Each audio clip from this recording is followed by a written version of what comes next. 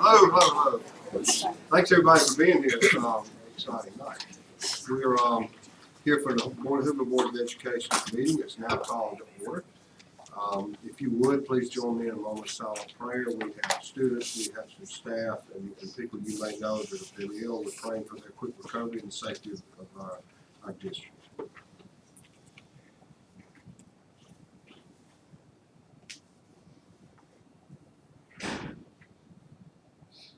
Thank you.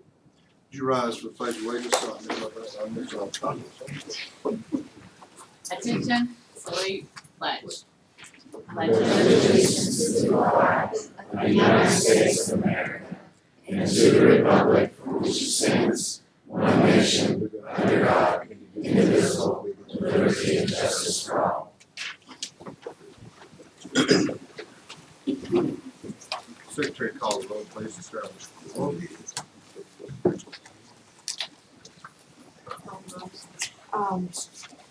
Deanna Bauman. Here. Craig Kelly. Here.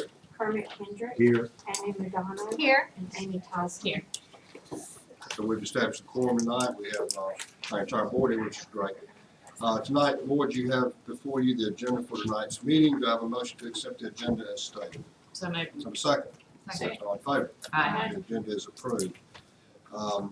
Tonight, we're going to have Judge Mr. Gaston come up for recognition time, which is our board's favorite time of the night.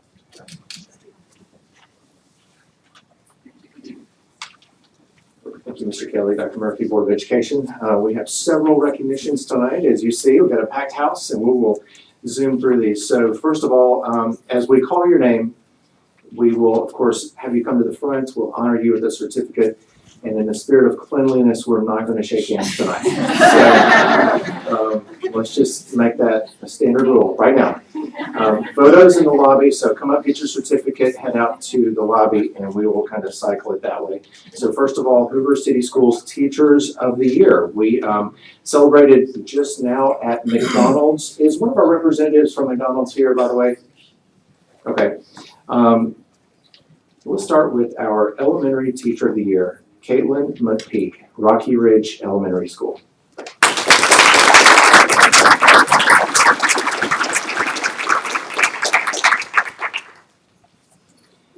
Our Secondary Teacher of the Year, Miss Rebecca Besh, Berry Middle School.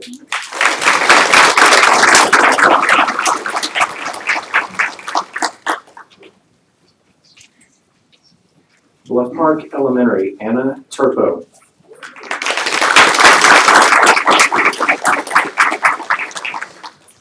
Rocks Gap Intermediate School, Emily Fogelman.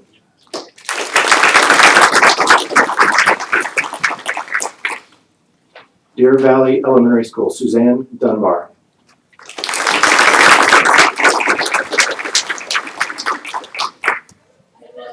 Green Valley Elementary School, Christina Fowler.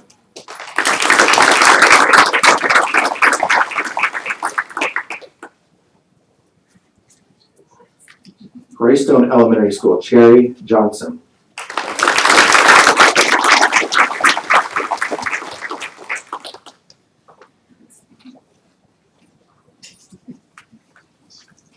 Gwen Elementary School, Stephanie Williams.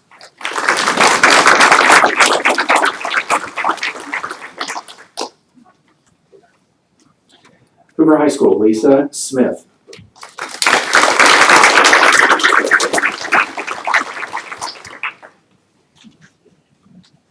RF Bumpus Middle School, Christy Hall.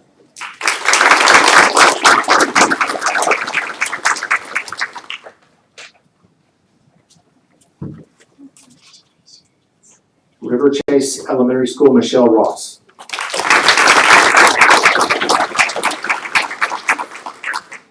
Shades Mountain Elementary School, Sarah Thomas.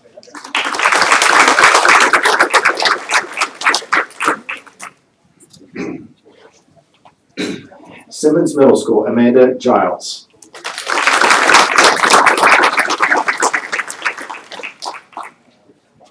South Shades Crest Elementary, Karen Miles.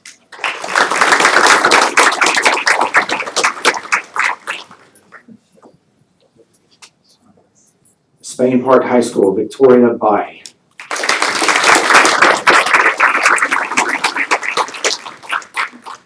Trace Crossings Elementary School, Hannah Johnson.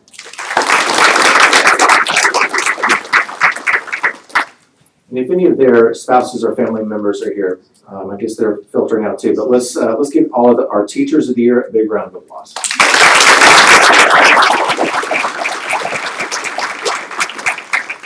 I believe we have Coach Carl Floyd here, Hoover High School indoor track. Is he here? He was unable to make. Unable to, okay. Well, let's have our team members come up who are part of the 7A state championship team. Let's give them a round of applause.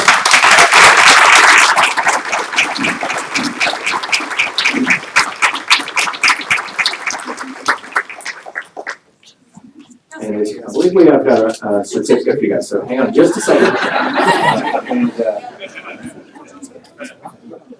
And we'll take this, we'll have this gentleman accept on behalf of the team. As you see, it is the boys and girls team at Hoover High School that swept this particular classification of 7A. So congratulations once again.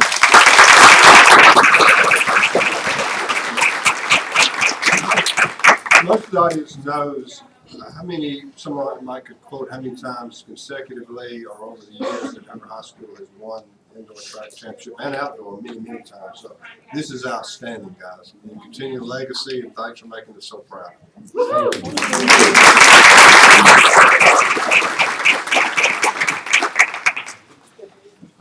Miss Madison Adamson, is she in the audience? She is right here. And her mother, Sandra. Would you please stand as well? She received a congressional nomination. You see the photo on the screen there with Superintendent Dr. Murphy.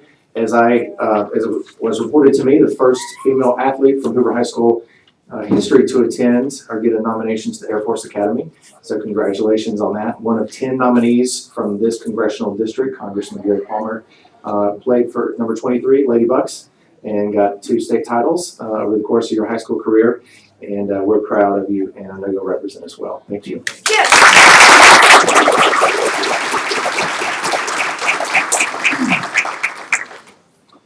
All right, wrestling championship. We have a winner from Spain Park High School and a champion from Hoover High School, Jackson Bast, 185-pound champion, Von Braun Center in Huntsville a few weeks ago. That's the classification up there on the so congratulations. And I'm trying to see, let's see, we got a photo right there. Is that from this year? Second consecutive title, I'm told. Coach Ryan Johnson, athletic director Patrick Kellogg told me you're the mayor of the Von Braun Center. So congratulations. And are your parents here tonight? Anybody representing? Okay, congratulations. Thank you so much.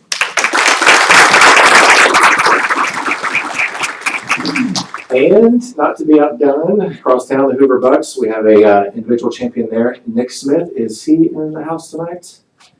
Nick Smith, Hoover High School. Okay, congratulations to him.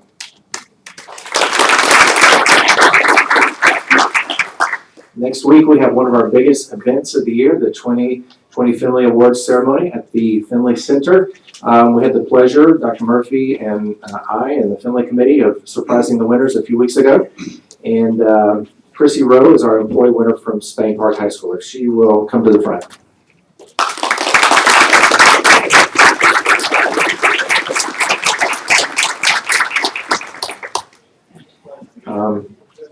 Ms. Rowe, while you're here, let's go ahead and take care of your other accolade. She's also the Alabama World Languages Association 2020 Teacher of the Year. So thank you for representing us so well, and thank you for any of your family members who are here tonight. As you know, the way the Finley Awards program is structured, we have grade level winners this year, pre-K all the way through 12th grade. And then we have 3 big winners. So that's our employee person out of our employee base. And then we have a graduating senior from Hoover High School and one from Spain Park. And so right here on the screen, Sophie Griffiths, I don't believe she is here tonight. Great. Thank you. And congratulations. I'm a little proud of that photo I took right there on the screen. I caught her at the right moment when she was just discovering in this big long speech from the Finley Committee Chairman that she was the winner. So congratulations to you. All right. I know Mom's here too, so. Oh, yeah. Yes, her mother, please stand. Thank you.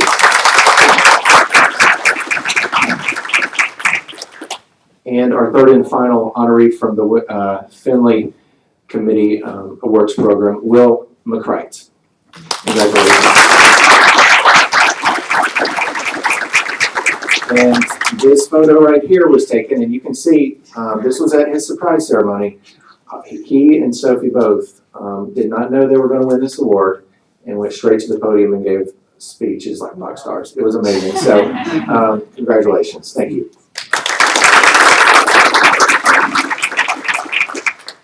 And I believe Dr. Maddox was going to come forward with coalition of her teachers to give an update on a very important initiative at Bumpus Middle School.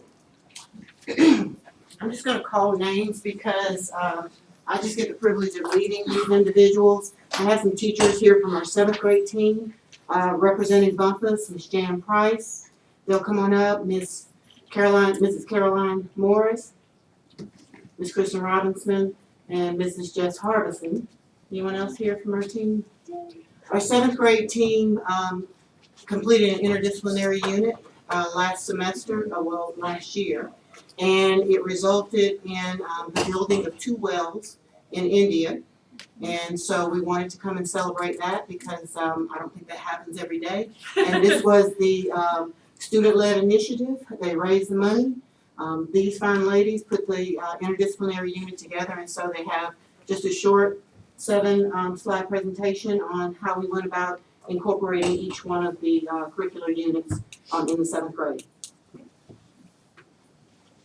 So, hi, just as Dr. Maddox said, I'm Caroline Morris, and I am the language arts teacher from Bumpus. And we're here today just to kind of walk you through our process as far as having this cross-curricular unit and what it meant to really build the well in India. So, we're really excited to be able to share this with you.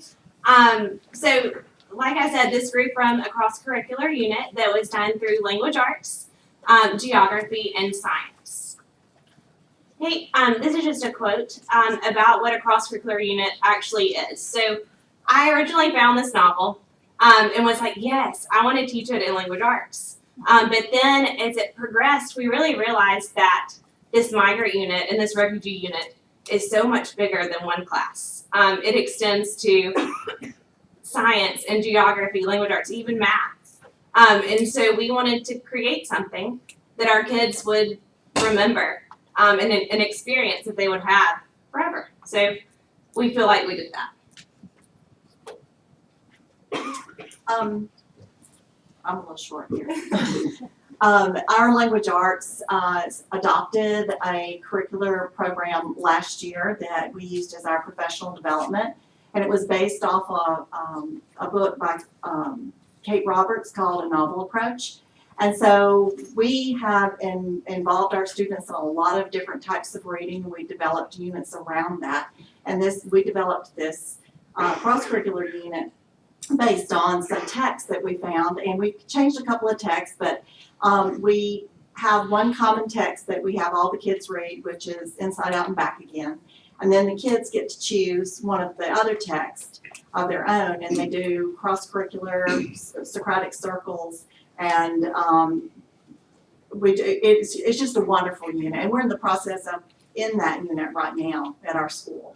But this was all based off of what we learned from our professional development, and it's a very exciting way to teach, and we really enjoy it. So in the geography class, what we decided to do, because we do not have a separate reading class, we're all reading teachers, therefore we incorporate reading and writing in all of our classes. So as we got to our Africa unit, we read the book A Long Walk to Water, and the students, as they read, their culminating project was they make picture books based off of A Long Walk to Water.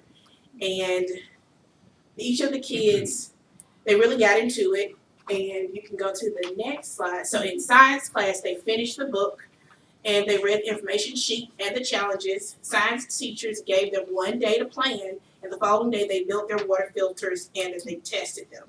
And these are photos from the students during their testing of the different waters.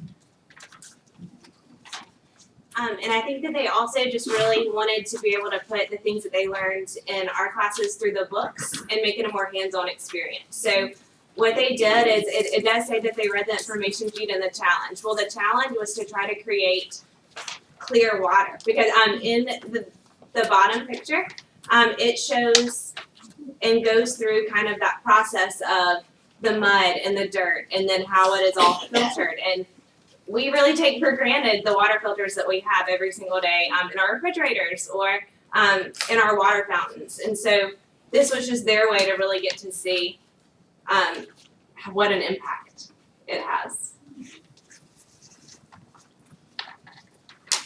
So I am the student council, one of 3 student council sponsors at our school, and I also teach health. And in health curriculum, we talk about environmental health, access to clean water, but when we were brainstorming where we could give our funds to, because through our school dance, we always give back to the community. And so we were brainstorming where could we give money, and so through their cross-curricular unit and what we talked about in health, I said, why don't we build a well in India? And because I had worked with Never Thirst before, and I knew that they were a wonderful organization, and everyone jumped on board with the idea because we knew that the kids would know what this meant, and it was a real tangible way that they could offer up hope and clean water to people all over the world. And so we had our school dances, and our goal was one well in India, which is $3,000. We were a little short after the school dances, and the 7th grade teachers stepped up and said, hey, why don't we just get the kids to fundraise the rest and just ask their parents and relatives, and they could talk about all the things that they learned in their classes. And we ended up with enough money to build 2 wells in India because of all the wonderful things that they learned in their classes and how they shared it with their families, and their families just poured the money in. And so we were actually able to build 2 wells that have Bumpass Middle School's name on the well in India. You can see what the well looked like before it was built, what their water source was, and what their water source is now. So the cool thing about Never Thirst is we will continue to get updates about how it's affecting people and how it's bettering their lives. So super cool to be a part of. The 7th grade teachers who couldn't be here tonight would like to thank you for recognizing our project, and that we appreciate your support of us in our classrooms. Thank you. Thank you.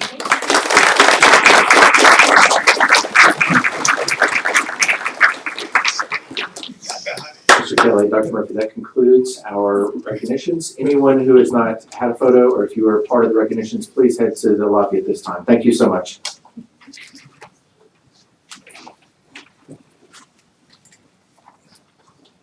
Do we have any public comments tonight? Yes. Yes, sir. Yes, sir. If you would, just tell us your name, know who you are, the name, where you live. Here. Like this. All right. Stand the pressure like these ladies.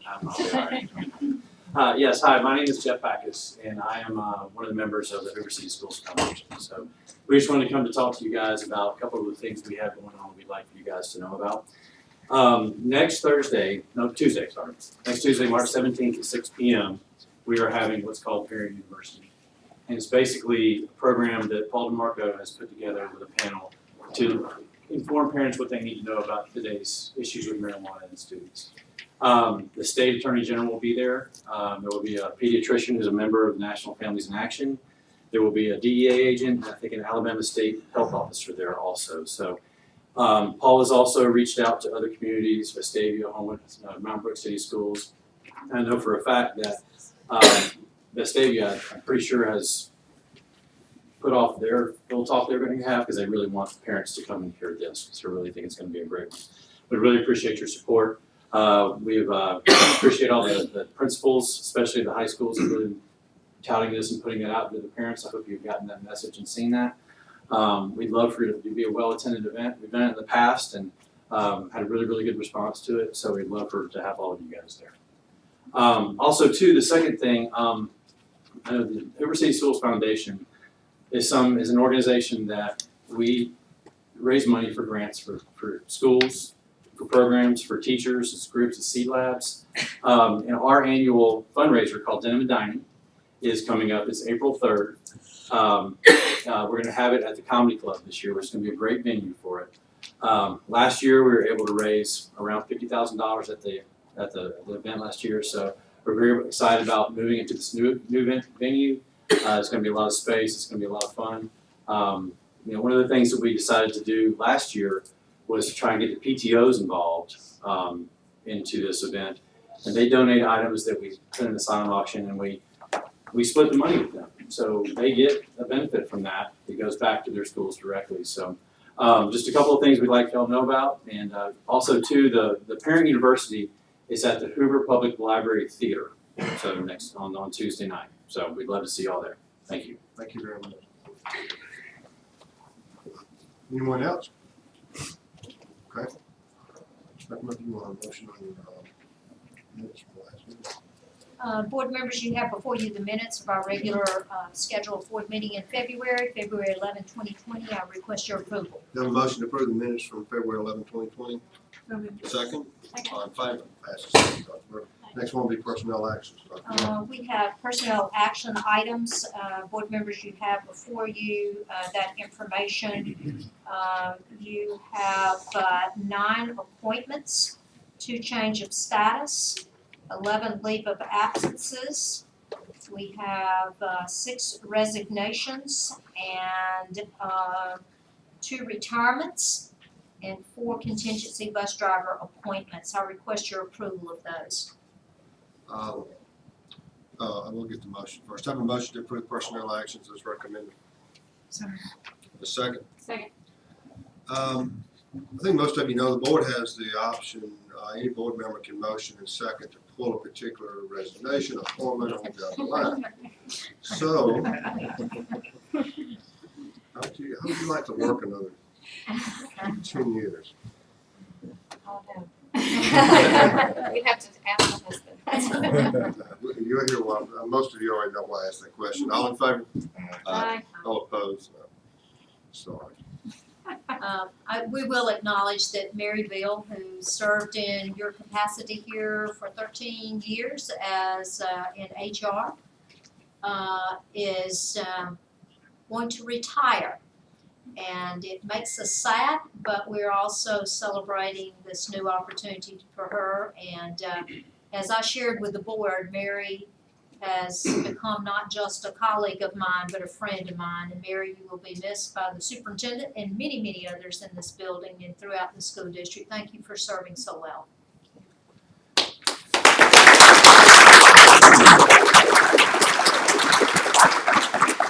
Official, I didn't know how to answer your email. You're so kind to send, but I'm running out of the central office staff that was here when I got here. You're certainly one of them that's been so kind to me.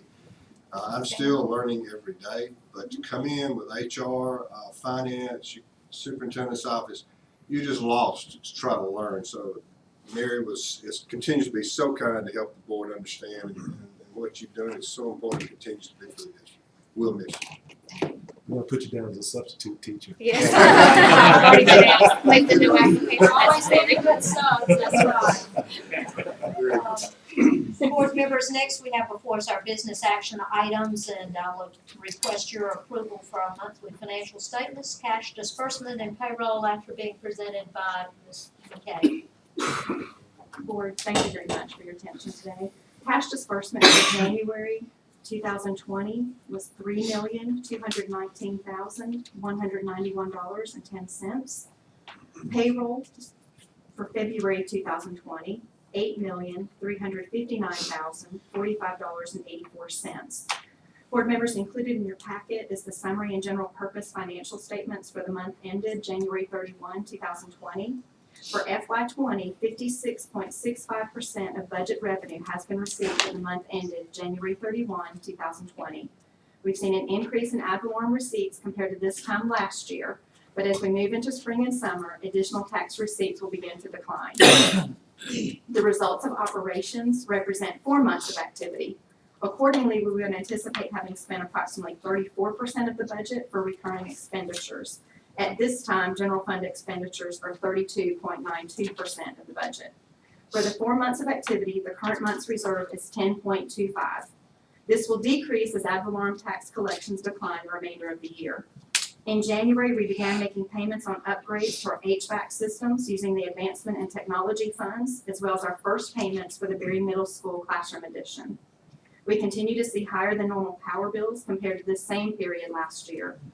Special revenue fund expenditures for 4 months of activity were $7.3 million, or 36.52% of the budget. Remember, the majority of federal funds are expensed during the school year, and requests for reimbursement occur a month in arrears. Board members, I request your approval of those 3 business action items. Do I have a motion to approve the 3 business actions as recommended? Second? All in favor? Aye. It's unanimous. Thank you. Michelle, if you'll stay with us, if there are questions, bid number 2020-03 is for uniforms and equipment for Spain Park High School athletic teams, and the lowest responsive bidder is ESN Sports LLC, and it is for the Nike products, and that is our request for your approval. Michelle, do you have other things to add to that? No, ma'am, only if there are questions, I'll be happy to answer. How many bidders were there?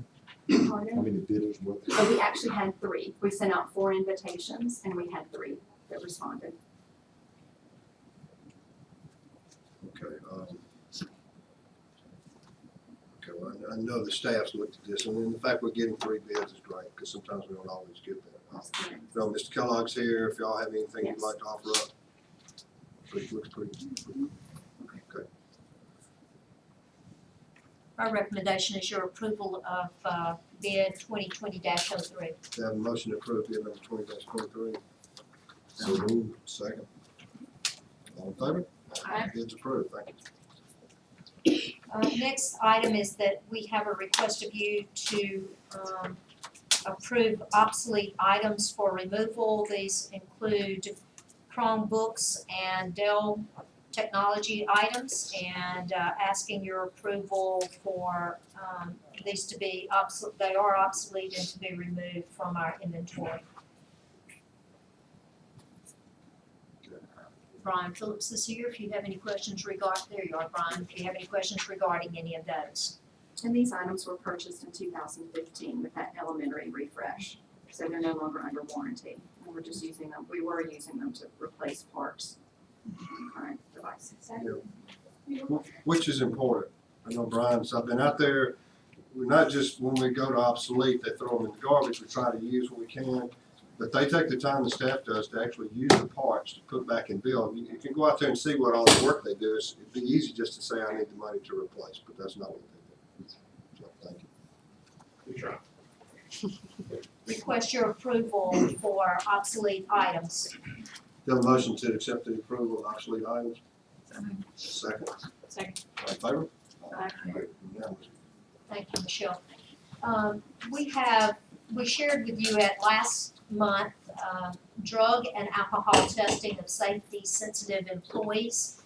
In our board policy manual, that's 5.18, and we present it to you this evening for your approval. We have shared this with AEA. Dr. Simmons, I can't see you, but y'all shared this with the committee that also looks at policy changes. So we request your approval this evening.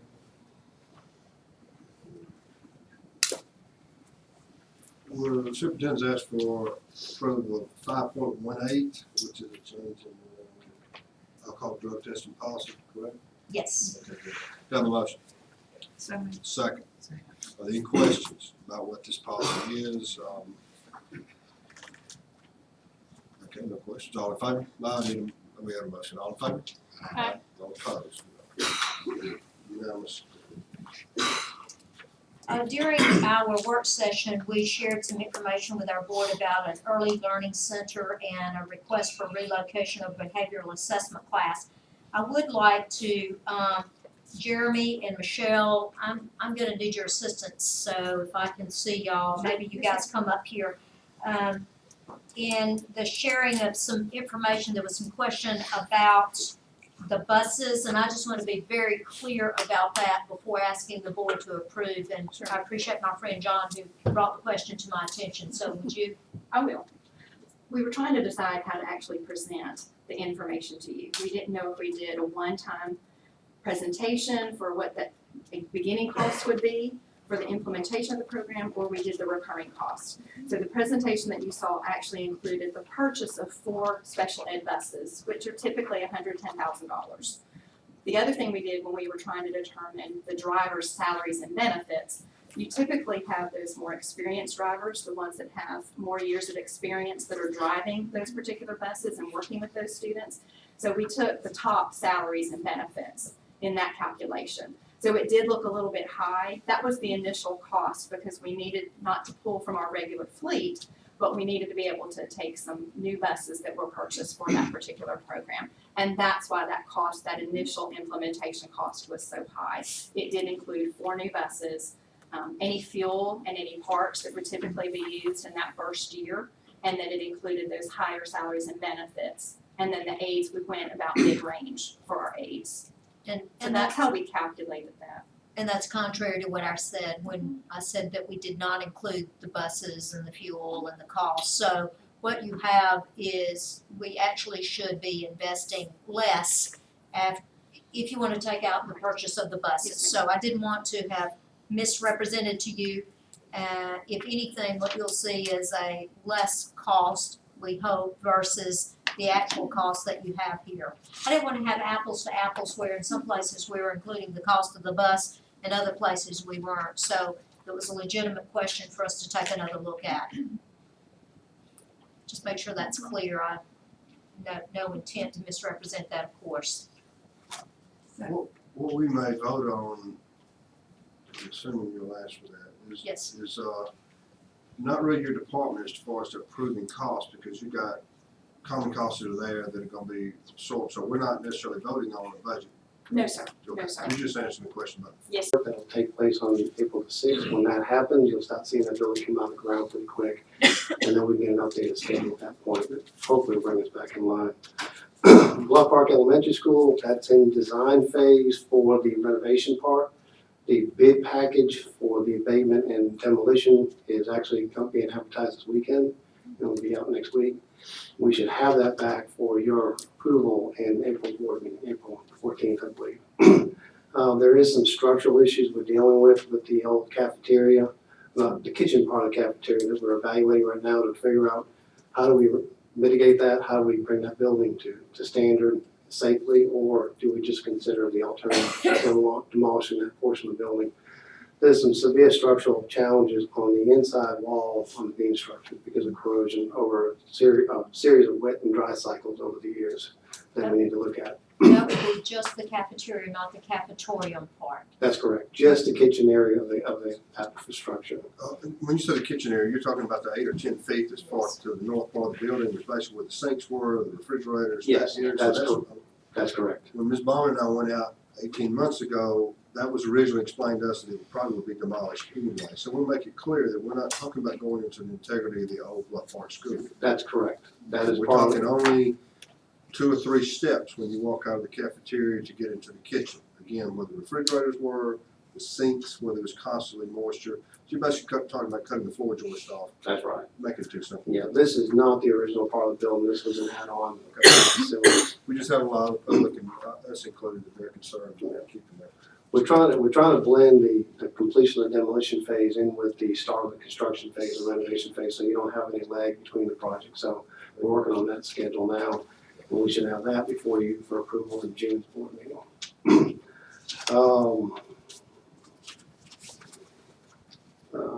We are also dealing with the cooler replacement at Shade Mountain Elementary School. That's the one you approved back in, I think, December.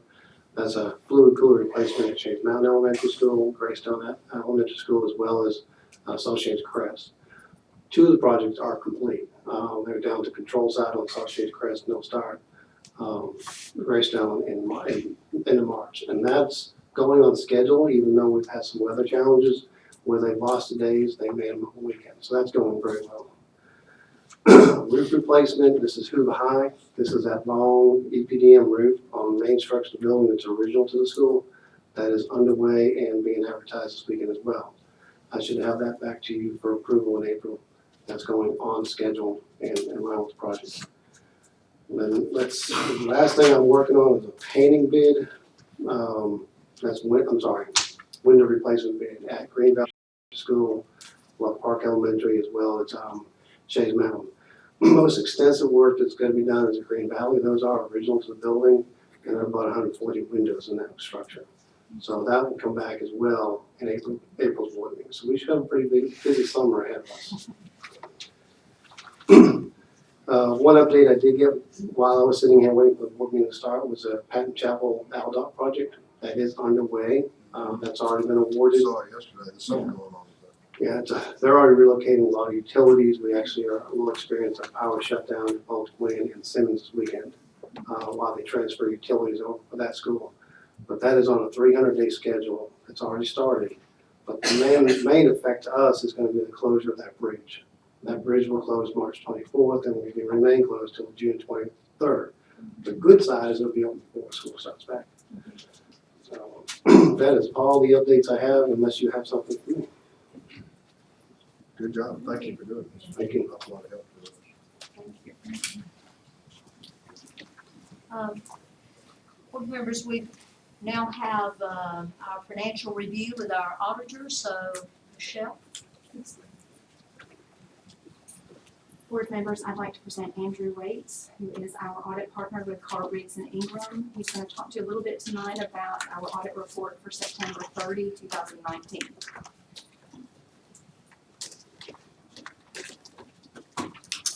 Good evening. It's a pleasure to be here tonight with you. First of all, I'd like to thank Michelle and everybody on her team. They're extremely helpful throughout this process. There's a lot of other people too, Steve and all of the ones in payroll.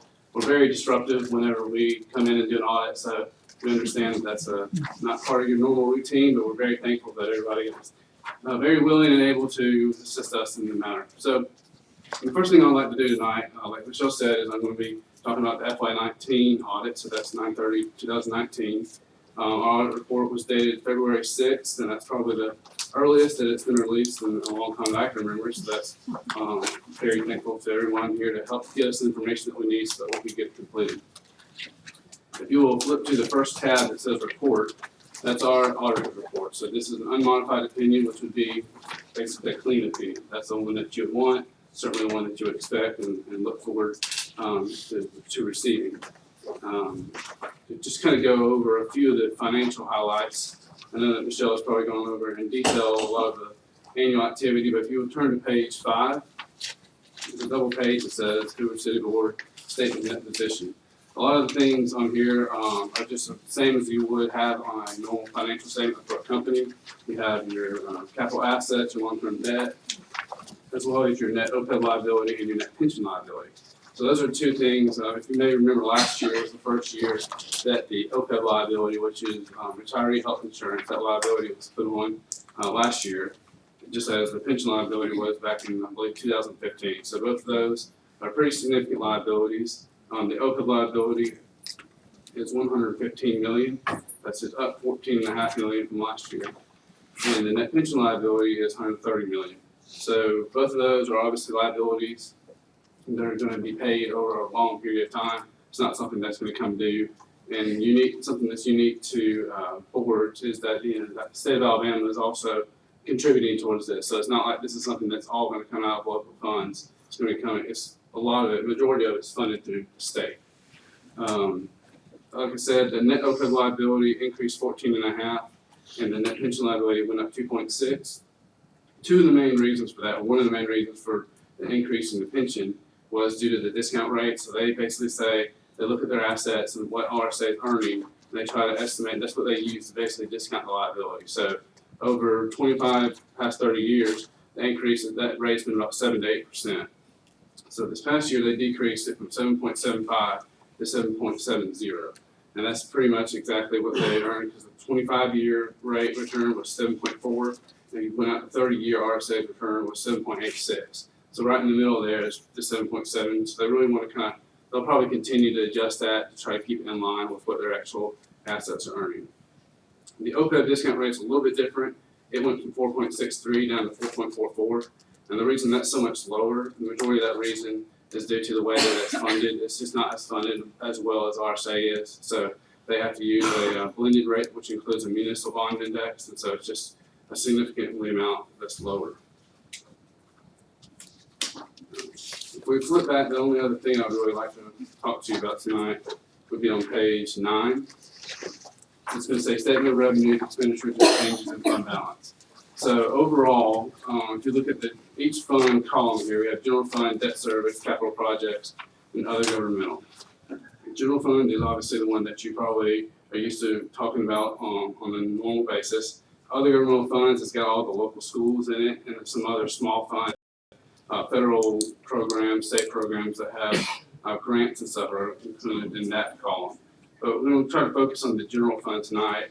Total revenues were up $11.2 million. A lot of that was due to property tax increases during the year, so that was a good thing. If you want to go down to the expenditures, $155 million for the general fund was the total expenditures. That actually increased $16.2 million from last year, and the majority of that was due to the capital projects that were going on. RC30 obviously was a big project, and we were also finishing up the Hoover High School band room, which was another few $1 million, so that one was almost complete by last year. Additionally, there was personnel cost increase. I believe there was 2 or 3 increases, one due to the state mandated raise, and then also the new salary schedule that the board approved. So those also contributed to the increase in the personnel costs during the year. One other thing that you should have a packet that's got a little black binder attachment. It's a little smaller packet. It'd be separate from the 3-ring binder. It'd be that thing that's on the bottom there. Yeah, a little plastic binder. Yeah. So this is a separate report that we do apart from the audit. Kind of do it along with the audit actually, and it's at the local school. So what we do is we take a sample of transactions at local schools, and the reason we do this is because when we're doing our audit, obviously the local school activity has a huge impact on our audit because we really aren't going to every single school. We're not going to examine every transaction in every school. That would, we would be here all year round pretty much. So what we do is we take a sample and we try to basically just test disbursements, test PTO, test cash receipts, and just see if they're following the board's policies and procedures. And so that's a report that we have on the schools and our findings there. And that's pretty much all that I have, unless you have any questions. No, and I'll say that, thank you for your patience, but we pay you, but that right there, there's no patience. Mr. K sends a note, says, I need this, and Yeah, she gets it for us, so that's what we're thankful. the board interacts, obviously, and has to answer, to be accountable for certain things. So Right. if we don't get that to Mr. K, she lets us. Thanks for having me. Thank you. We agreed during the legislative session that we would just have a section on our agenda for legislative updates. I'm trying to send out to all of our personnel information, whether it's from AASB or SSA or just my own edited notes about what's going on legislatively. I think the last one I sent out from SSA was about 16 pages of bills that are being tracked and being reviewed. So we're trying to keep our folks posted. The bill for school calendar has still not dropped. That's the bill that we're anticipating will be dropped that says that we can't start school prior to Labor Day and have to end school before Memorial Day. That has not yet dropped. Mr. Hurst, that is his bill, but right now it's not there. It is my understanding after the last Tuesday's elections and of course Amendment 1 failed, as you all know, about 3-1 vote, 75% of our folks voting against Amendment 1, which was the governor appointing the state superintendent and the impact of a commission versus state board, all that failed. But there are a number of bills that we're tracking. The teacher appreciation bill, we certainly appreciate our teachers. I do think there's some questions, some defining that needs to be done within that particular bill, but certainly support that our teachers should be respected by all of us, including the children that's in their classroom. Just continuing to track those. There may be some bills that you all have on your radar screen that you want to mention. Mr. Donald, we looked at Hurst's bill. You might want to explain what they're trying to bracket it as. Now, they softened it a little bit, the calendar, it hasn't been dropped yet, but now they're trying, if you remember. They softened it into, I think the start date that they proposed was not before the third Monday in August, and with an end date not after, I want to say Memorial Day. Can't remember the exact date, but it did from what they originally had. I think it added a week, basically, was what it looked like to me. So I will say there was a big push at the AASB meeting that we did attend this past weekend. Kind of at the end when they give their legislative update, they had some postcards they passed out, had everybody fill out to their legislator to send kind of en masse from that group. To support or To not not support? To not support, Yeah, yes. absolutely not. I believe we figured out it was gonna amount to come up with about 10 or 12 days out of your calendar. Yeah, it was By bracketing it like that. So right. who wants to give up 10 or 12 days out of Thanksgiving, Christmas, Right. professional development? Spring Dr. break. Murphy and the staff already did kind of a scenario, so we hope he leaves it alone. I think Representative Hurst, who's not in our district, he's east of here, I believe Talladega, 2 or 3 counties over there. He says it's because of child labor. Careful not to make too much humor out of this, but he's wanting to where kids can work longer during the summer, and it'll help businesses. The take is they just want cheap labor out of our children working, but that's okay. I worked when I was 15, so I know what it's like. And also, we think there's a lot of interest in the condo owners on the beach, which we all enjoy going down there. So don't be surprised if they'll get this dropped. And I'm not sure if it'll go into tourism committee or where it'll go, but it'll come up again. But thank you for that. But there's a concentrated effort through the ASB to try to get people on board to not support this. Yeah. Wanted to talk a bit about coronavirus. There was a conference today. The state superintendent, the director of emergency management, Alabama Department of Public Health, our staff, about 4 or 5 of us, got together to sit in the conference room to hear that together. I think the just absolute common sense of this is that, we just need to remember from the common sense side, washing hands. I appreciated us noting that maybe shaking hands right now is not the thing to do. Maybe it's the fist bump or the elbow touch or the, ankles or whatever. So just a reminder from that about, covering sneeze and cough, all those common sense things. If our students are running a fever, this was a new piece of information that was shared today. It's been 24 hours without fever. It's now 72 hours without fever, and that's with no meds to lower the fever. So that was a new piece that was presented today. But certainly if our students are running a fever, it is, please keep them home. And certainly for our adults, the same. The obvious staying away from others who are sick and just trying to social distance ourselves. Staying some distance from each other, social distancing being defined as somewhere between 6 or more feet from each other. So just trying to keep our own personal space open to us. We are tracking the information that's coming from the Centers for Disease Control.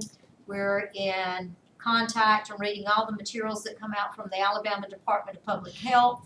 The Alabama High School Athletic Association actually released a letter that said, hey, there could be some implications for championship games in the spring if this situation should grow on us.